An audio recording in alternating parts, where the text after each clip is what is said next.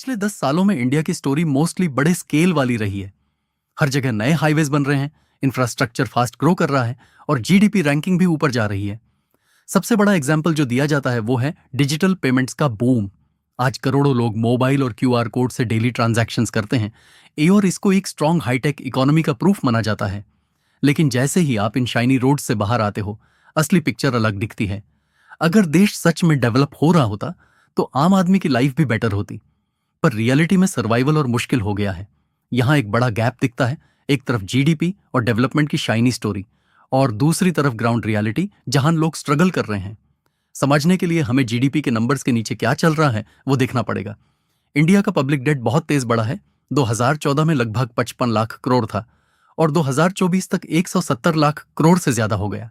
मतलब 10 साल में 3 गुना। इसका लोड अल्टीमेटली लोगों पर ही आता है, फ्यूचर टैक्सेस और वीक पब्लिक सर्विसेज के थ्रू।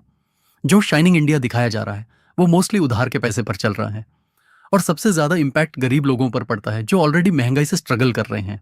इस सिस्टम को चलाने के लिए गवर्नमेंट को ज्यादा रेवेन्यू चाहिए होता है। जब 2017 में जीएसटी आया तो छोटे वेंडर्स को सबसे ज्यादा प्रॉब्लम हुई, क्योंकि उनके पास कंप्लायंस मैनेज करने के रिसोर्सेज नहीं थी।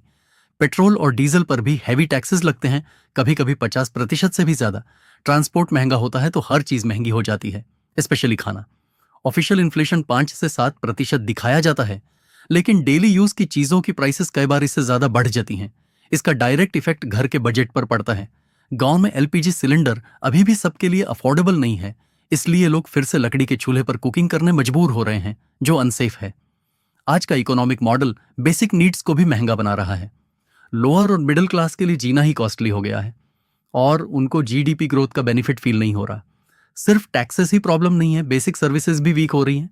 गवर्नमेंट डेटा बोलता है कि स्कूल एनरोलमेंट बढ़ रहा है, लेकिन ऐसे रिपोर्ट्स दिखाती हैं कि बच्चों को बेसिक पढ़ना और मैथ भी प्रॉपरली नहीं आता। टीचर्स की कमी और खराब इंफ्रास्ट्रक्चर ने एजुकेशन को वीक बना दिया है। अच्छी पढ़ाई अब सिर्फ प्राइवेट स्कूल्स में मिलती है। हेल्थ केयर भी सेम सिचुएशन में है। आयुष्मान भारत जैसी स्कीम्स का प्रमोशन होता है, पर ग्राउंड पर डॉक्टर्स की कमी है और गवर्नमेंट हॉस्पिटल्स ओवरलोड हैं। अगर हेल्थ और एजुकेशन स्ट्रांग नहीं है तो हाईवेज का क्या फायदा। सबसे बड़ा इश्यू जॉब्स का है।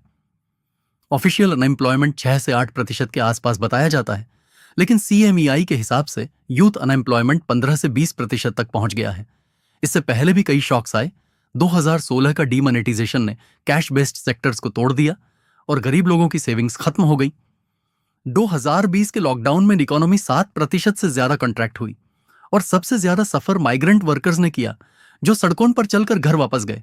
यह सिर्फ इकोनॉमिक नहीं, ह्यूमन क्राइसिस भी था। कई जगह पर गवर्नमेंट का एटीट्यूड भी स्ट्रिक्ट से हॉस्टाइल हो गया है। बुलडोजर पॉलिटिक्स के थ्रू बिना प्रॉपर प्रोसेस के लोगों के घर और दुकान तोड़ दिए जाते हैं, जिससे उनका लाइवलीहुड खत्म हो जाता है।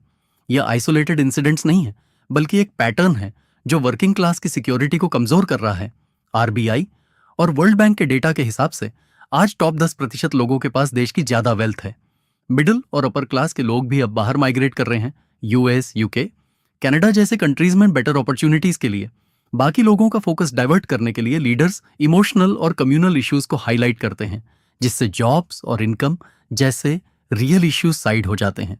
सिस्टम ने कुछ लोगों को बहुत अमीर बनाया है, पर मेजॉरिटी लोग स्ट्रगल में ही हैं। जीडीपी नंबर्स बढ़ने का कोई मतलब नहीं है अगर लोगों की लाइफ इंप्रूव नहीं हो रही। आज आयरन यह है कि इकोनॉमिक इंडिपेंडेंस कम हो गई है। बहुत लोग गवर्नमेंट स्कीम्स पर डिपेंडेंट हो गए हैं सर्वाइवल के लिए। सवाल यह है, कब तक एक देश अपने आप को ग्रो करता हुआ दिखेगा, जब उसके लोग सिस्टम के प्रेशर में धीरे धीरे टूट रहे हैं।